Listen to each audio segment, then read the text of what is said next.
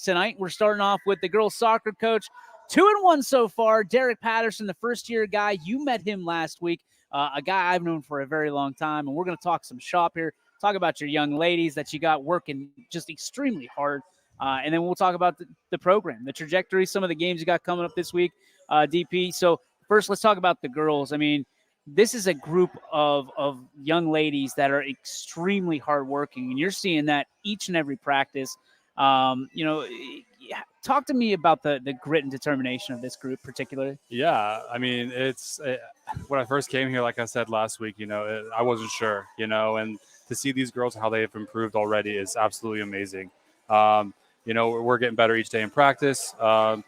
Games there's times where we're not starting out right and not playing well, but then all of a sudden something clicks and they become a family on that field. And I love it. And I'm so proud of them. They're doing so well. And they've had to gel quick. That's the crazy thing. And you've had to be a part of that process of gelling with them quickly, to the point where you were talking about some of them, like, and not to embarrass, it's just one of those things as a new coach. Right.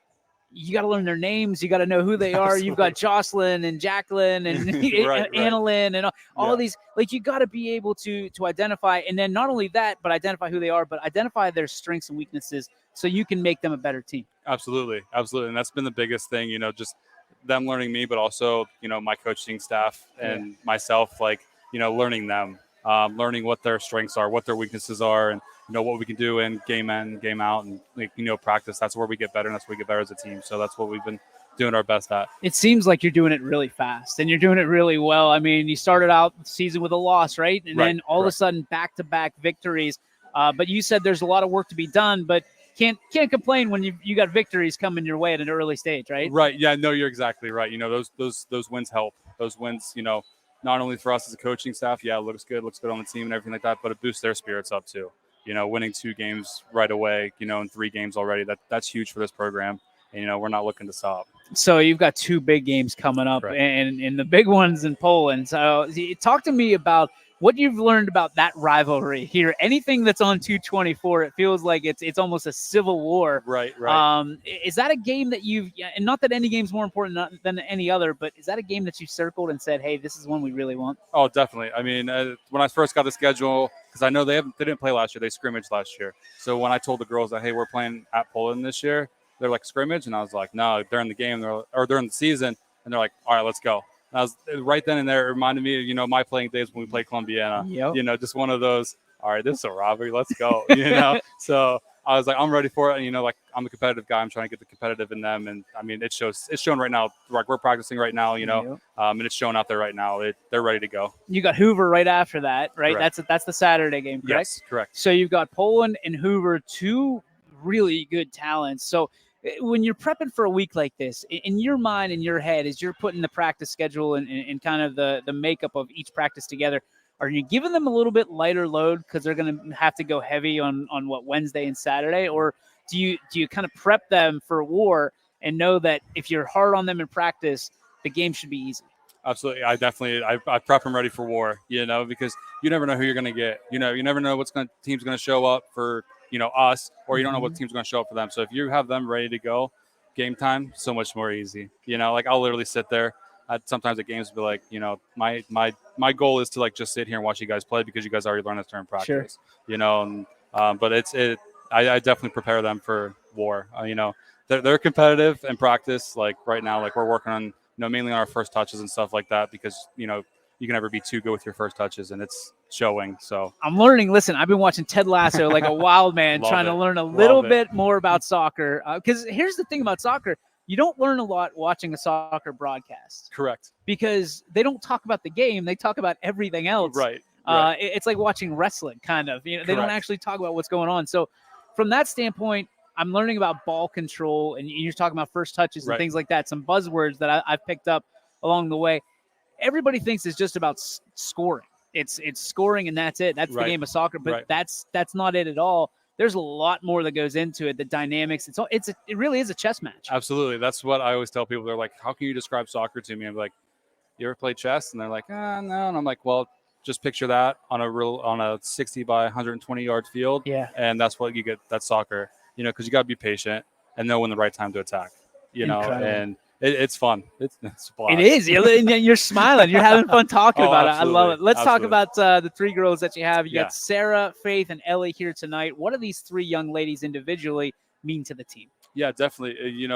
Sam is one of our I'm captains. sorry, Sam, not Sarah. Oh, you're My good. bad. Sam's one of our captains, and she's a huge leader. Last year, I believe it was last year, she had a knee injury, wasn't able to, play fully. Wasn't Yeah. sure if she's going to come back out and play this year. And you talk about someone who stepped up as a leader and as a soccer player playing center back for me. It's absolutely amazing to watch her play. Huge team player. Wow. Huge team player. She's like a goalie. She'll take the fault for everything, but she knows it's a team effort and everything like that, and we all build her back up when things happen. And she's a great person. And then Faith Walston, that's our goalie. I wish she wasn't our goalie because she has really good foot skills and can play out in field. But great person. Like heart of a champion.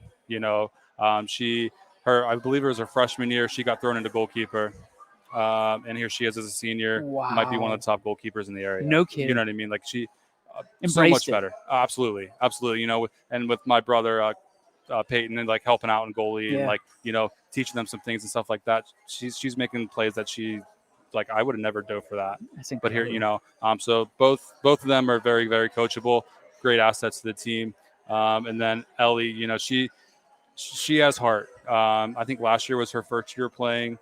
So she's still even though she's a senior, she's still learning. Just they're all learning, but she's a little bit behind. But every day in practice, she's the light of the JV practice because she's helping out with the JV team and coming on the varsity level and helping us out up there as well, just to get more playing time. Hopefully, come mid-season towards the end of the season, she's might be stepping into a role at varsity level. Just getting her more touches and stuff like that.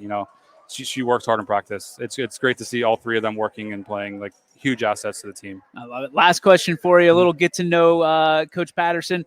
Let's talk about family life, man. What do you got at home? Who are some of your inspirations that kind of brought you up to be the man you are? Yeah, absolutely. You're gonna make me cry now. But I have my daughter, Eliana Grace. She's 7 years old, athlete. Love her to death, man. Daddy's girl for sure. Yeah. Then my son Micah Dean. He's getting there. He's a physical kid. He's a Patterson through and through. Those are two huge inspirations. They've helped me grow over these last couple years since they've been born. Of how to control my temper. Yep. how to control things. You know what I mean? You learn quick, right? 100%. I don't want them to see that. You know what I mean? And I was able to. It took some years. But sure. And honest to God, my father. With him being sick and everything like that, and a few years ago when he had to step down playing or coaching soccer at Palestine after 13 years, and watching him his last year sit down and coach in a chair, that just shows the dedication. Yeah. That guy's will work. He has heart, man. Yeah. He's a tough guy. Yeah. Tough guy. He's a fighter. Just like you kind of said last week when we were just chit chatting. He's a fighter.